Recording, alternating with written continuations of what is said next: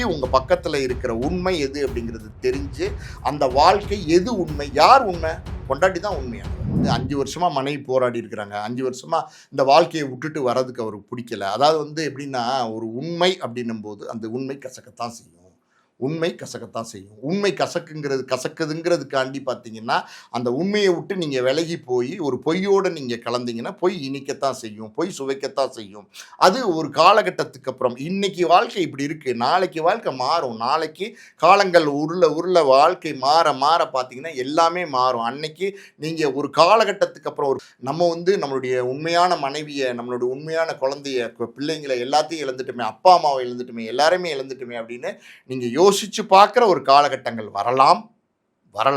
அப்படி வரும் பட்சத்தில் நீங்கள் யோசிச்சு பார்க்குற சூழ்நிலை யோசிச்சு பார்த்தா அன்னைக்கு இவங்க யாருமே உங்கள் பக்கத்தில் இருக்க மாட்டாங்க. அதனால் இன்னைக்கு உங்கள் பக்கத்தில் இருக்கிற உண்மை எது அப்படிங்கிறது தெரிஞ்சு அந்த வாழ்க்கை எது உண்மை, யார் உண்மை?